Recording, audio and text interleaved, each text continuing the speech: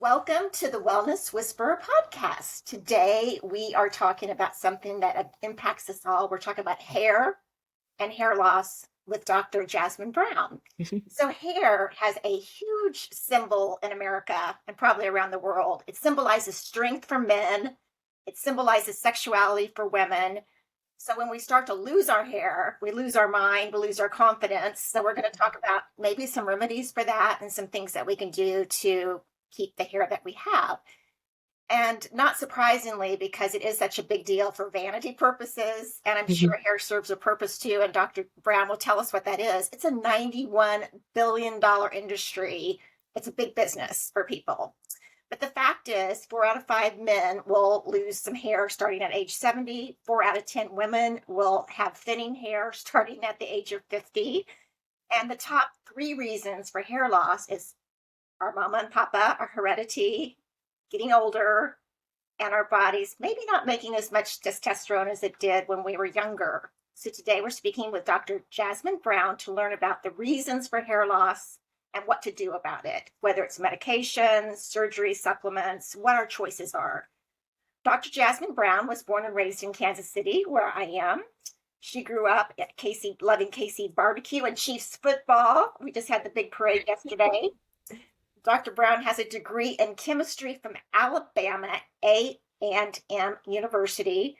She earned her doctorate in naturopathic medicine and has a master's in human nutrition at the University of Bridgeport. She's very smart. I've worked with her in the past and adore her. Dr. Brown is a naturopathic doctor and consultant for Nutrafol, which we'll talk about today. And she just opened her own practice called Natural Lyfe Consulting. And congratulations on the Kansas side. Yes. All right. So let's start drilling Jasmyne, Dr. Brown, with some questions. Hair loss is fairly normal, but when would it be a sign to be worried that maybe something like an illness was happening when your hair starts to fall out? Yeah, so part of the hair growth cycle is shedding. That's just the natural life cycle of hair strands. So typically, if you're losing less than 100 hairs a day, which seems like a lot, you're actually doing okay. That's what your hair should do. If you start seeing that number creep up to like 100 to 150 or more a day, or you're seeing clumps, that's a sign that maybe something else is going on. Also, if you're seeing increased breakage, so like, the ends of your hair are breaking off, or you have bald patches, or if you start to see that hairline recede. Given most Americans are on 1 to 5 medications, is there any type of medications that can make your hair fall out more? And what would those be? Yeah, so unfortunately, there's a nice laundry list. No. So from my research and understanding, like acne medications that have retinoids, antibiotics, antifungals, antidepressants, birth control pills, anti-clotting drugs, anticonvulsants, some hypertension drugs, hormone replacement therapy, mood stabilizers, NSAIDs like ibuprofen, steroids, thyroid medications, and most commonly that I've been seeing a lot nowadays are the drugs being used for weight loss, like Ozempic and Mounjaro. I can't say a direct cause, but I've seen a lot of clients after being on those start to experience shedding and thinning at higher rates. Yeah, there's always a downfall. You think you find a miracle drug for this, but you have to buyer beware. I mean, there's other ramifications. So that is a long list, and that's very depressing to hear. Um, I read on, let me back up. Thyroid imbalances are pretty common, at least with women, and iron deficiencies. If that were going on in someone's body, what would that cause additional hair loss? Yeah, so our thyroid is a really cool gland that is main job is to regulate metabolism, the rate at which your body's going to function. So when thyroid is working perfectly, everything kind of energy production, hair growth, skin regeneration, all kind of happens at the correct rate. When it slows down or you don't have enough thyroid hormone, that can slow down the hair growth process. So everything just becomes very sluggish. That's also why people with thyroid issues are constipated, digestive system slowed down, they're tired, energy production slowed down. And that affects your hair. And then on the flip side, if there's too much, it will speed up that hair growth cycle, which kind of sounds good. But if you're speeding up shedding, you'll start to see more of that. And that can also over time lead to thinning. It's important to take care of the whole body, which is why I'm really thankful to be talking to you as a naturopath, because everything ties to everything. It's not just what's happening in our hair follicles. I read on the Hair Society webpage that women over 40 commonly experience hair loss, which is depressing because I'm way over 40. Why is this age bracket so impacted by hair loss and the gender? Yeah, so around 40, 45 women, we start to go through a normal hormonal phase called menopause. Thank you, our X chromosomes, right? Uh, and basically what's happening is your ovaries are almost out of eggs. So our hormonal production of estrogen and progesterone goes down. Well, if you were ever been pregnant or known a pregnant woman, we often are like, oh my God, my hair and skin and nails look beautiful. And it's because of all those hormones. Well, when those hormones drop off at this age of about 40, 45, that hormonal piece is gone or dwindling. And then the other side of that is because estrogen and progesterone aren't our dominant players, testosterone becomes our dominant player. And so that testosterone then can convert it to a compound called DHT or dihydrotestosterone. And that's that compound that oftentimes men are seeing be a driving force behind their shrinkage of the follicle and shedding. So around this age, we just become more susceptible to it.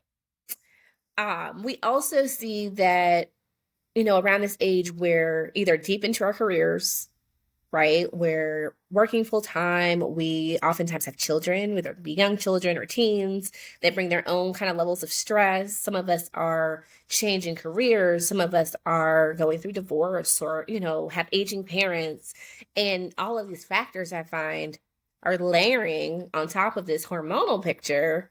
And all of these changes, stress and hormones in this age group and for women tend to manifest as hair shedding. Explains a lot. So I just wanted to clarify. You said when women are pregnant, their hair is actually thriving and their nails are thriving, but after the pregnancy, there's maybe a decline because the hormones drop. Okie dokie. Yeah, because I remember I've never had children, but I remember at church, one woman had an acne breakout, but her hair was great. So, it's just other things just go out of balance. Yeah. Yeah. Definitely do. I was Googling if hairdressers had more health issues, and it did say that a hairdresser, a hairstylist was more susceptible to cancer. And that's probably, and I'll let you dive into this, I'm assuming because of the chemicals and all the not crap, but everything has numerous ingredients. Have you? Yeah. I mean, because they're regularly dealing with hair dyes and, hairsprays and perms and all of these different chemicals, if you're just going once every 6 weeks, it's still not great. But if you're inhaling this every day, all day, then you're standing on your feet, then you're, dealing with clients. So sometimes the stress mixed with the chemical and potentially heavy metal exposures, that's putting a lot of stress on your body. And a lot of these chemicals are actually carcinogens. So yeah, I remember when I used to have my nails done that all the practitioners would have the mask on because the pink and white was just full of chemicals, and it absolutely makes sense for a hairdresser too to wear the gloves and not have their hands dunked in the perms and the dyes and whatnot. Exactly. Talk about what we do that may be causing some damage ourselves and then leading to hair loss, like ponytails and dyeing your hair. What do we have to be cognizant of? Yeah, so kind of piggybacking on like hairstylists, if we're regularly dyeing our hair, especially our roots, we're directly applying chemicals and in some cases heavy metals to our scalp. And our skin absorbs, right? That's like when you put lotion on, it doesn't just sit there. Right? Your skin kind of takes that on. And so those chemicals, those metals, they do get to the follicle. They can cause damage there. They can also, because again, you're absorbing and getting to the bloodstream. So this increases detoxification. And so other toxins you may be exposed to, whether you're aware or not, you're processing those plus what you're putting on your head. So it just adds more stress to the scalp and to the follicles. When it comes to wearing tight hairstyles, so like even if you're looking at my hairstyle, like you can see it's in braids, and if the tension or the traction is too tight, that will mechanically pull out your hair, right? So I actually tell my hairstylist, leave my hairline out and be gentle. I'm very particular. But over time, this type of what's called traction alopecia, there's some research that it can actually start to shrink the follicle over time. So we definitely want to be cognizant of how we're styling our hair, whether we're doing it at home or we're getting protective styles from our hairstylist. That makes sense. Are there any treatments that would help restore, but help us keep what we've got? I know hairdressers are always trying to sell keratin and things to strengthen your hair. Is there anything that's valid from a medical standpoint that we should be doing to keep what we have? Yeah, so I do like to kind of remind people your hair is dead. Unfortunately, once it grows out, it is a dead tissue. So you can't really like eat enough food to make what's already grown better. So you do have to rely on topical products. Keratin treatments can be nice. Kind of depending on hair type, that would definitely be something I would talk to your hairstylist about. But really making sure you're keeping hydration in the hair and you're protecting your hair. So if you are, regularly dyeing, you're using color safe shampoos and conditioners. If you are, what do I want to say? If you are like me, already have a naturally dry hair type, you don't want to be overly washing or shampooing your hair because that will just strip more of the oils, more of the moisture, leaving to more dryness and brittleness. But yeah, they have a role to play. And for me, I feel like their role kind of is a nice interim while you're working on the internal so that we can start getting that good, healthy hair growing out. Forget our hair is dead or it would hurt when you cut it. We just need to make sure that we're hydrating and moisturizing. That makes absolute sense. The ads I see about laser scalp treatments or just scalp treatments in general, is that bogus or is there some validity to that? So scalp treatments are wonderful because your scalp has its own microbiome, just like her gut has its own microbiome. So you really want to be, if you're looking at like scalp treatments or serums, you want to make sure that these things are adding back to the environment. I always like to describe it as, trying not to grow a flower in concrete, right? Like if you have concrete, you're not going to get a beautiful flower. So if we're nourishing that scalp environment, we're going to have a nice soil, if you will, to help that hair grow.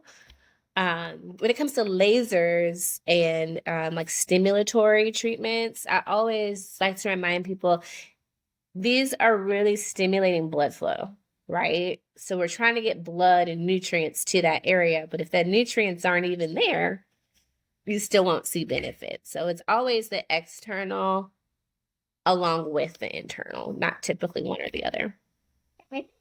A lot of things that we could do naturally and not be adding to the $91 billion hair industry. Because I remember I used to really have light blonde hair. I used to really, be the bleach blonde. And for financial reasons, I went darker and just didn't care as much. But one of my hairdressers told me, your hair is so dry. And this is when I was really highlighting heavy. Why don't you sleep in coconut oil? Put some coconut oil that you have in your kitchen on your hair at night. And it made such a huge difference. I mean, that's like, $5 a bottle that would last a year.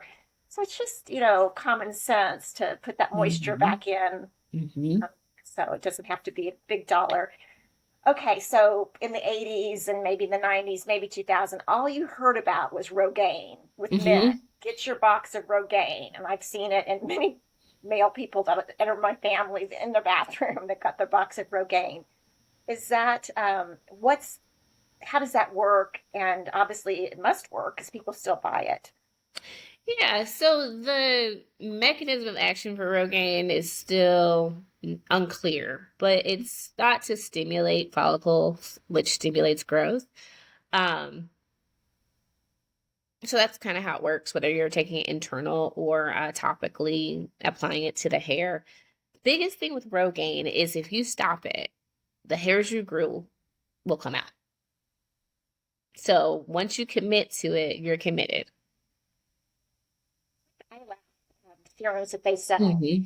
I forget, there's a number of them. Yeah, there's a lot. If you use them, your eyelashes grow, but if you stop, they just shrink right back up. So it's the same premise. Yeah. It's a forever commitment. Yes. Oh boy. Definitely. Okay. And I don't know what a box of Rogaine costs, but I'm sure over the course of a lifetime, it's going to be a big commitment for someone. Mm-hmm. And I mentioned in our intro that hair, psychologically really plays into our psyche. And I was surfing today and I remember the biblical story of Samson and Delilah. Samson had the long hair and it was his strength. And she goes in and woos him and cuts it off in the middle of the night. And so it's so embedded back to before Christ in our lives. What do the people, do you have patients coming to your practice asking about how you can help them with hair loss currently? And what do you tell them? Yeah, so I definitely have people coming to me because hair is such a big part of our identity, right? Like our hair, our skin is the first thing that people see, right? And if we don't even feel comfortable with what we see in the mirror, that usually manifests, it just kind of radiates off of us. And then we get concerned that other people are feeling that way. But my typical recommendations for people, just kind of at the bare basics, is to be sure that you're eating good foods. Because what we want to remember about nutrition is everything in your body comes from the foods that you eat. Like that old adage, you are what you eat. It's really true. The protein that you eat, especially when it comes to hair, becomes the hair strain. So hair is just a protein. If you're not eating enough of that, then it's like trying to bake a cake, but you don't have any eggs or milk or flour. Like you don't have any ingredients to make that product. I also recommend people to manage their stress, right? Don't feel like you have to get rid of it because that's almost impossible to get rid of stressors, right? Because life is life, but to manage it, find healthy ways to have outlets and to purposefully relax your body so that you're not getting as many of those physical manifestations of stress. Another whopping statistic. A statistic said online that 47% of the people with hair loss would spend their entire life savings to have a full head of hair, which is that's a big spend. What is the cost to commit beyond a healthy diet and hydration to having a healthy head of hair for men and women from a doctor's perspective? Yeah, so the cost per person can vary. I will say I can't say I can give you a number. I don't think it takes your entire life saving. Good. I think it takes more commitment from you and what you're willing to do to get that healthy full head of hair. I find that typically the cost is going to be less if you invest in your health as a whole. If you are investing in seeing someone like a naturopathic doctor or an integrative practitioner who's going to help you figure out those reasons why, right? Like, why is your hair shedding? Is it just hormonal? Is it just stress? Rather than spending a lot of money on topical products and serums and lasers and things like that, that again help that external environment but haven't really touched the internal. And then remembering that your hair is just a manifestation of what's come from the inside. So a lot of times I think that cost builds up because we're just like trying everything and seeing what sticks. I'm definitely guilty of that, right? Buying a ton of products because of everything that they promised, but not getting that result. So my recommendation when it comes to that, if you're going to spend the money, start with the why and fix that. And then the what or the hair that you're looking for, it'll come. No, I do hear it. That's so strange. Well, we'll just keep going and hope. Is that my computer? Oh, hopefully I can edit it out. Yeah. It stops. Just we're being serenaded by crickets. So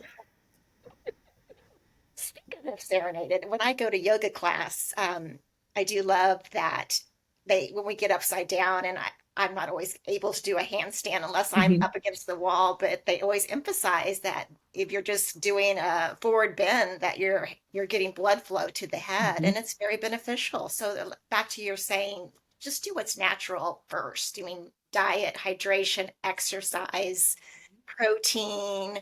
Yeah, that makes so much sense. Now I read that in April of last year, there was a big announcement, big press release about JAK. I'm going to try to pronounce it. The use of Janus kinase inhibitors. Did I say that correctly? For hair. Janus kinase. Kinase. What the heck is Janus kinase? Yes. So Janus kinase is a enzyme in the body. It's part of your immune system that actually stimulates the release of inflammatory cytokines or inflammatory mediators in the body.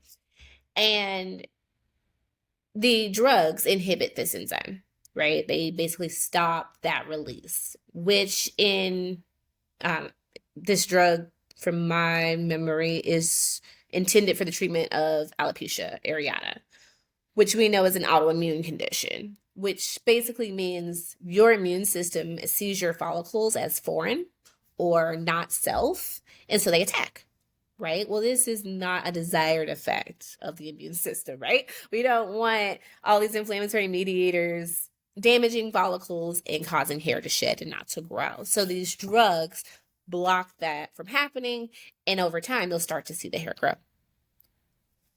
And if someone was experiencing alopecia and wanted to have a medical review to see if they were a good candidate, what type of doctor would they need to go to? You're a naturopath. Would they go to you? Would they go to a dermatologist? Would they go to the primary care? Who would they go to talk about Janus kinase inhibitors? Yeah, so you would need to go to a dermatologist. I mean, technically your PCP could probably prescribe it, but a dermatologist would be the expert in that area. I'm sure there's probably side effects too with that. I mean, it's never going to be, so they'd have to be monitored on a regular basis if they were on that. Yeah, it is because it's part of the immune system, it is an immune suppressor. So it can increase your risk of like infection because of that fact. Okay. I love surfing for fascinating facts. So as I was looking if there was a country that was more susceptible to hair loss, it popped up that Spain, Italy, and France have the most bald men, the top 3 most bald men of the world. And the United States was number 4. So what is going on? I thought Spain, Italy, and France, they were eating all this good Mediterranean diet and high protein. Why do we have so many bald men in those countries?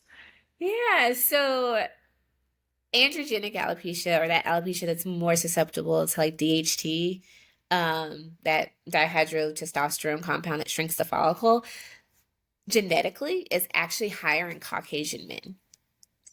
And since these countries have a higher prevalence of Caucasian males than the United States because there's more diversity, that's more likely why they have a higher incidence. Interesting. And it is interesting. I've been in healthcare and functional medicine marketing for 20 years, that different genders and races seem to have their own issues. African American men tend to have a higher rate of diabetes. And then you got the Caucasian men in Spain and Italy and France that are losing their hair follicles. So we all have our problems. Right. And luckily we all have wonderful practitioners like you that can help us figure them out beyond going to the doctor. And they're like, why do you even want to talk about your hair? Let's just take your blood pressure and your vitals and let's Right. just call it good. So now we're going to segue into Nutrafol. And I did go to the anti-aging forum in Las Vegas 2 years ago, and they had a wonderful booth and wonderful representatives. And I know that you are helping them. Tell us what you do for Nutrafol, what that is. Yeah. So as a subscriber with Nutrafol, you have access to me, a naturopathic doctor, consultant, and our team for 20-minute consults with us. And basically, what we get to do with you is talk to you about your medical history, your diet, your digestion, your lifestyle, and really dig into the key root cause areas of hair shedding and thinning that Nutrafol supports. And by learning about you, we get to give you really good individualized recommendations that you can consider in your lifestyle to help enhance your hair growth journey. We also offer at 6 months for our subscribers complimentary hair mineral analyses. So, which is really nice because from your hair mineral analysis, we can get insight, even more insight specific to your hair, individualized to all those 6 key root cause areas. And then from there, 6 months into your journey, we know, would you benefit from a booster or would you benefit from additional testing from like a naturopathic doctor outside of Nutrafol, and just really get more direction on where to go with you in your case. So, for those who haven't heard of the product Nutrafol, it is actually a supplement. Mm-hmm. And would you call it, Dr. Brown, would it be a pharma grade or medical grade supplement? That, I mean, obviously you wouldn't buy it at CVS. It's higher quality than that. And can you tell the listeners what that means, that it's higher quality and pharma grade? Yeah, so it's a high quality supplement.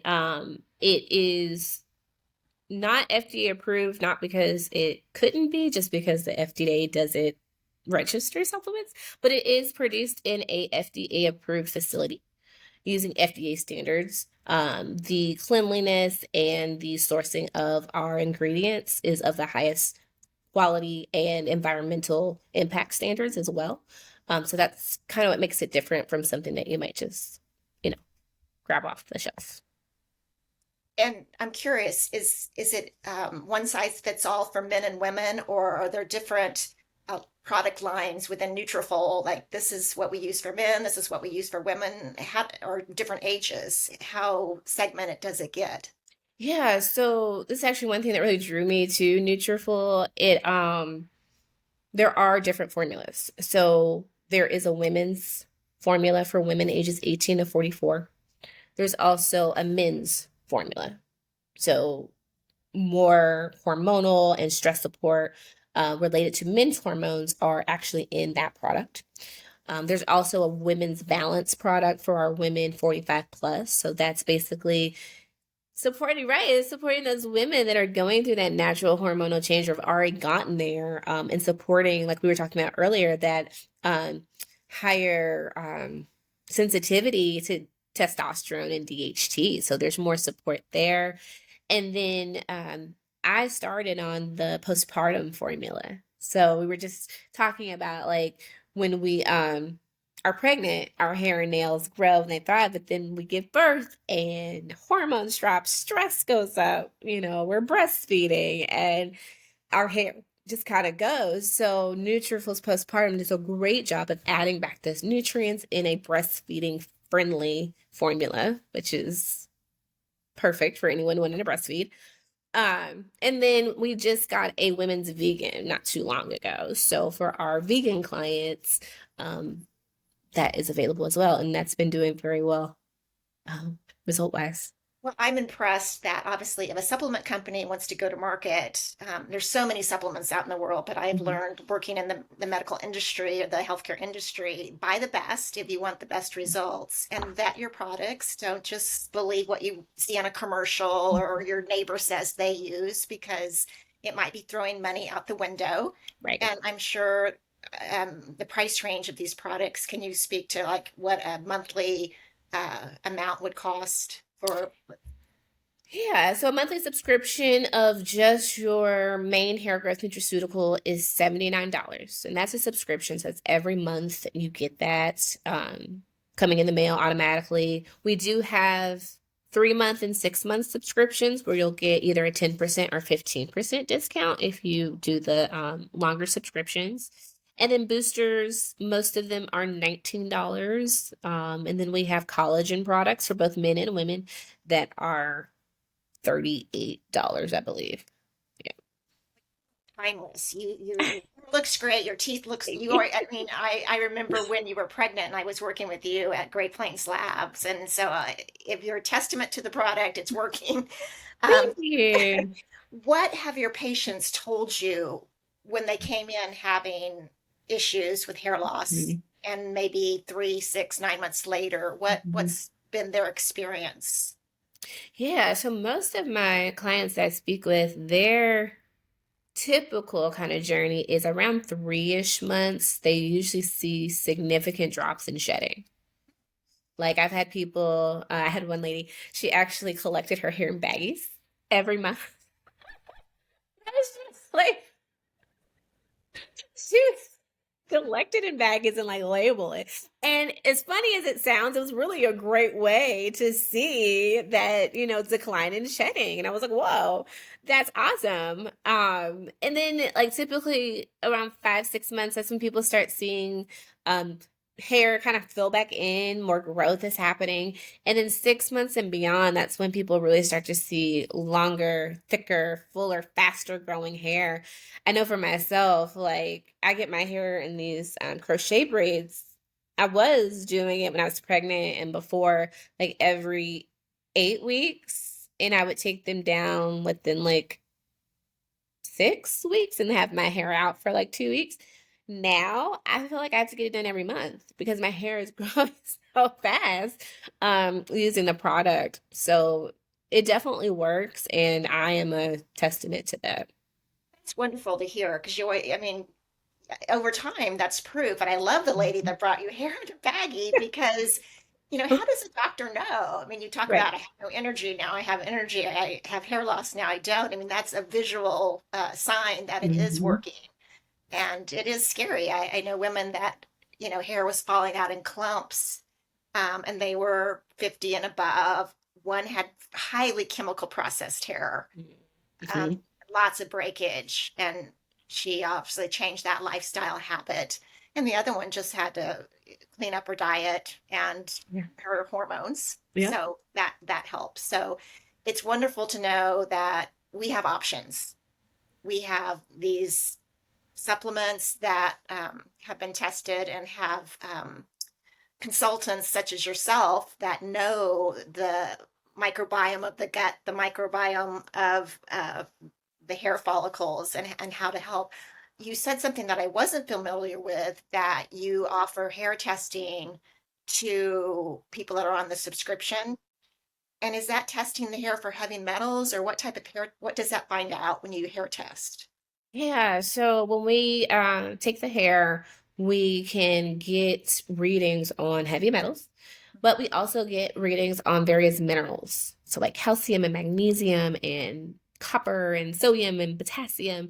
And depending on the levels in the hair helps me to get an understanding of what might be going on in the body. Now it isn't a direct, like if you have a ton of calcium in your hair that you just have a ton in your body. It's not that direct just because your hair is topical, right? So we have to kind of ask questions and be more tailored and individualized. But it gives us some direction, right? It's kind of like a peek in to say, okay, where do we go next? We haven't talked about surgery, but I'll just mention that I'm married, happily married, knock on wood. Valentine's Day was great. But I did date a gentleman that got hair plugs, Mhm. hair surgery, whatever you want to call it, replacement. Quite a devastating process to watch someone go through, to have, you know, hair moved from one area of the head, transplanted to the other area of the head, and wearing plastic baggies and keeping it moist, putting the sprinkle powder on. It was just like, was this really worth it? So, what is your stance on hair restoration surgeries and transplants? Yeah. I feel like those options should be, and this is just my humble opinion, last resorts. Sure. Some of us, we are just stressed. Like I had a lady, she was in her 70s, never had issues with her hair. Never. And then she moved and hair starts coming out in clumps. And I'm like, oh, you're probably just stressed. We talked 3 months later. She's like, yeah, I was just stressed. You know, versus the person whose dad's bald, grandpa's bald, mom's dad's bald, brothers are bald.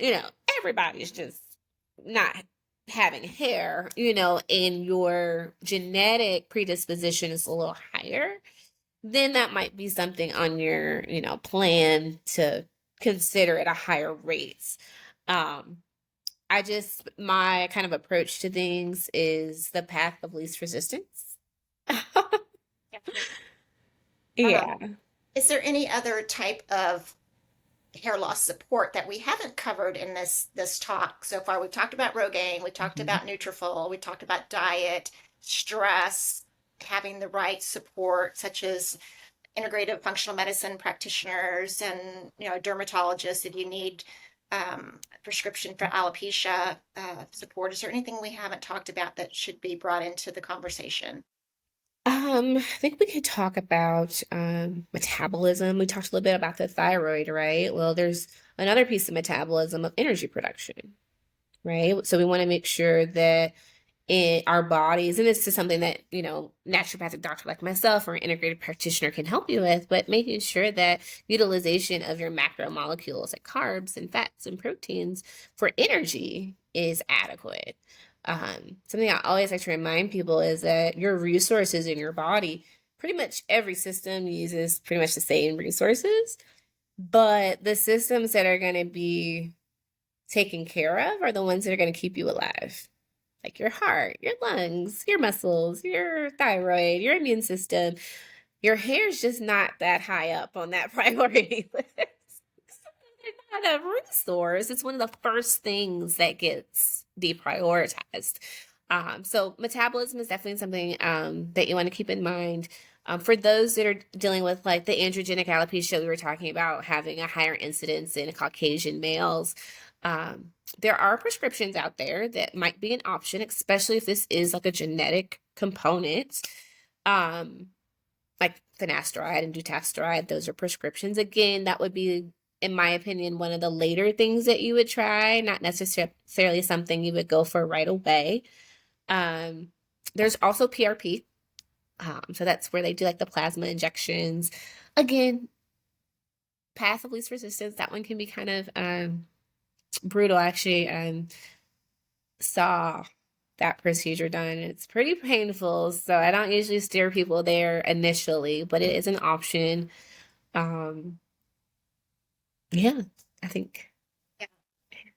Yeah. Anytime you're removing blood, putting blood in, needles, it's do you want to go there?